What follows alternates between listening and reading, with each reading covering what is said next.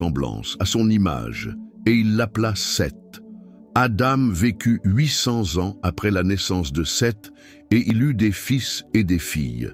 Adam vécut en tout 930 ans, puis il mourut. À l'âge de 105 ans, Seth eut pour fils Énoch. Seth vécut 807 ans après la naissance d'Énoch, et il eut des fils et des filles. Seth vécut en tout 912 ans, puis il mourut. À l'âge de 90 ans, Énoch eut pour fils Kénan. Énoch vécut 815 ans après la naissance de Kénan, et il eut des fils et des filles. Énoch vécut en tout 905 ans, puis il mourut. À l'âge de 70 ans, Kénan eut pour fils Mahalaléel. Kénan vécut 840 ans après la naissance de Mahalaléel, et il eut des fils et des filles. Kénan vécut en tout 910 ans, puis il mourut. À l'âge de 65 ans, Mahalaléel eut pour fils Jéred. Mahalaléel vécut 830 ans après la naissance de Jéred, et il eut des fils et des filles. Mahalaléel vécut en tout 895 ans, puis il mourut. À l'âge de 162 ans, Jéred eut pour fils Énoch. Jéred vécut 800 ans après la naissance d'Énoch, et il eut des fils et des filles. Jéred vécut en tout 962 ans, puis il mourut. À l'âge de 65 ans, Énoch eut pour fils Métouchéla. Énoch marcha avec Dieu 300 ans après la naissance de Métouchéla, et il eut des fils et des filles. Énoch vécut en tout 365 ans. Énoch marcha avec Dieu, puis il ne fut plus là, parce que Dieu l'avait pris. À l'âge de 187 ans, Métouchéla eut pour fils Lémec. Métouchéla vécut 782 ans après la naissance de Lémec, et il eut des fils et des filles. Métouchéla vécut en tout 969 ans, puis il mourut. À l'âge de 182 ans, Lémec eut un fils.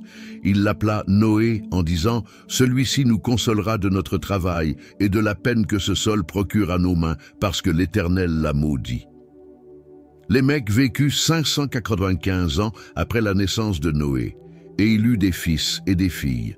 Lémec vécut en tout 777 ans, puis il mourut.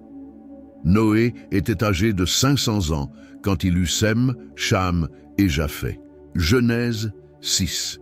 Construction de l'arche de Noé.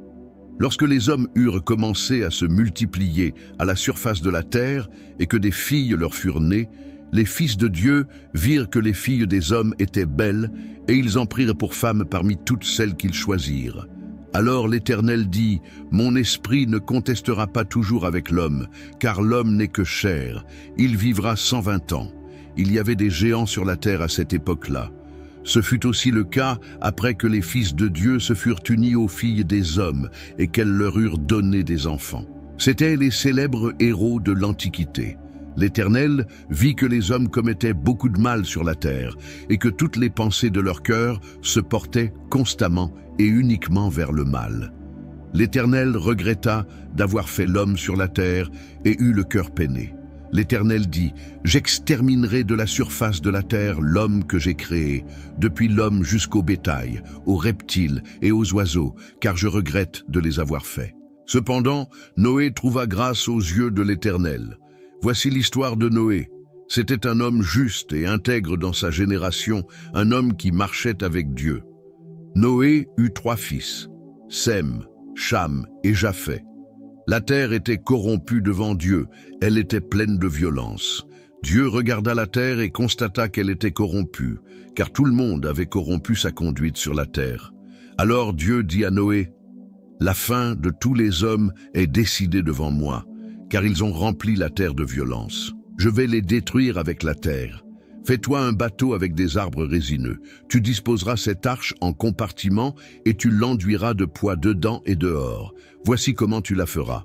L'arche aura 150 mètres de long, 25 de large et 15 de haut. Tu feras une ouverture à l'arche et tu la feras d'une 50aine de centimètres depuis le haut. Tu placeras une porte sur le côté de l'arche. Tu construiras un étage inférieur, un 2e et un 3e étage. Pour ma part, je vais faire venir le déluge d'eau sur la terre pour détruire toute créature qui a souffle de vie sous le ciel. Tout ce qui est sur la terre mourra. Cependant, j'établis mon alliance avec toi. Tu entreras dans l'arche avec tes fils, ta femme et les femmes de tes fils. De tout ce qui vit, de toute créature, tu feras entrer dans l'arche 2 membres de chaque espèce pour leur conserver la vie avec toi.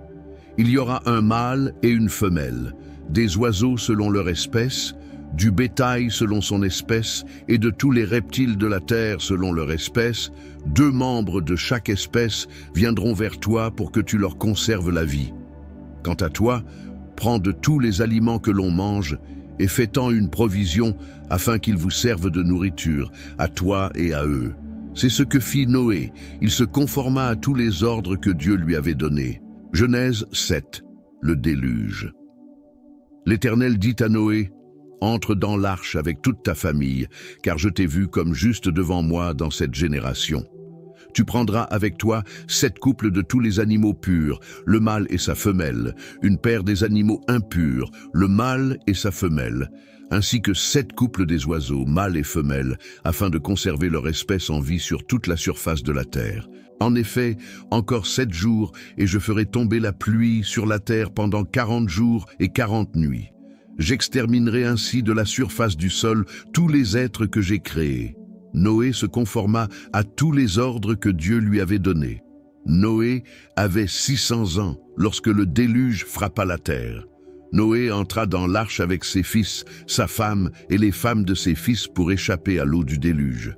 Parmi les animaux purs et les animaux impurs, les oiseaux et tout ce qui se déplace sur le sol, un mâle et une femelle entrèrent dans l'arche avec Noé, 2 par 2, comme Dieu l'avait ordonné à Noé.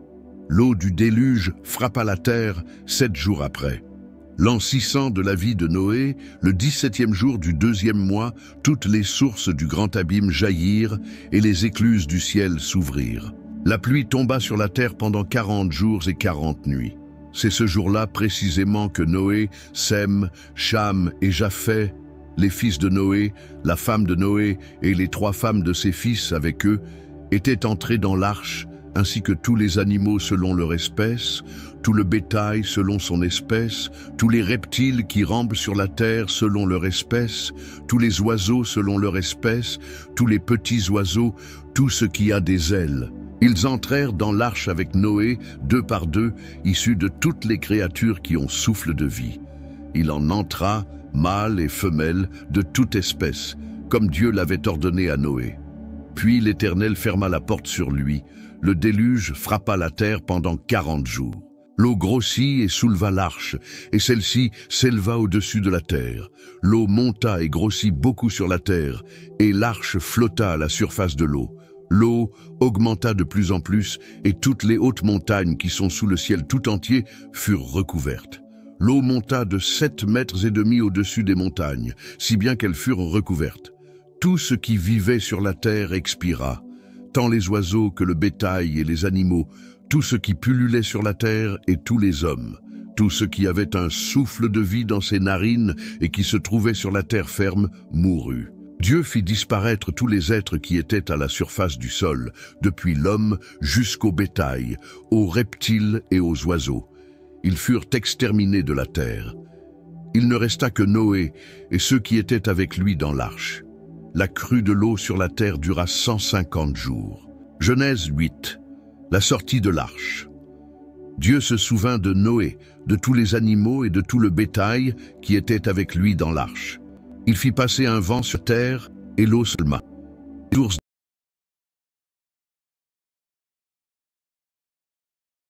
de l'abîme et le ciel furent refermés, et la pluie ne tomba pas.